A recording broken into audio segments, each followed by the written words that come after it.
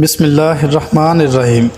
السلام علیکم ورحمۃ اللہ وبرکاتہ۔ دوستو، آج کی ویڈیو میں ایک نہایت ایمان افروز واقعہ آپ دوستوں سے شیئر کرنے جا رہے ہیں جو قیامت کے دن ایک شخص کے بارے میں ہے۔ یہ واقعہ سن کر آپ کے دل میں اللہ تعالیٰ کی رحمت پر یقین اور بڑھ جائے گا۔ حضرت عبداللہ بن عمرو سے روایت ہے کہ رسول اللہ صلی اللہ علیہ وآلہ وسلم نے فرمایا، قیامت کے دن ایک شخص کو لایا جائے گا، اللہ تعالیٰ اس کے سامنے اس کے گناہ ظاہر فرمائیں گے۔ وہ اپنے گناہوں کو دیکھ کر ڈر جائے گا اور سمجھے گا کہ اب تو میں برباد ہو گیا ہوں۔ پھر اللہ تعالیٰ فرشتوں کو حکم دیں گے کہ اس کے نیک اعمال بھی سامنے لاؤ۔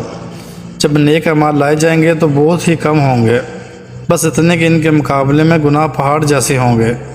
اسی دوران اللہ تعالیٰ فرمائیں گے کہ اچھا دیکھو، اس کے پاس ایک کاغذ بھی ہے۔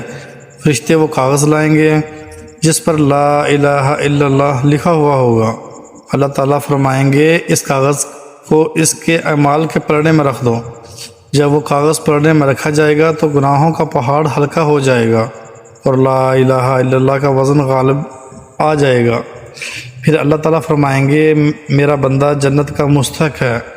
یہ واقعہ حدیث الباقتہ کے نام سے مشہور ہے۔ صحیح ابن حبان مسند احمد۔ دوستو، اس واقعے سے ہمیں یہ سبق ملتا ہے کہ اللہ کے نزدیک سب سے قیمتی چیز کلمہ توحید ہے۔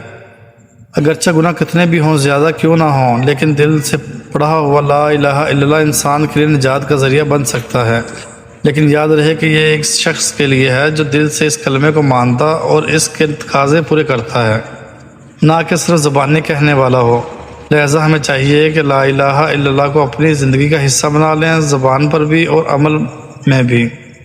ہو سکتا ہے کہ یہی کلمہ ہماری بخشش کا اور جنت کا ذریعہ بن جائے۔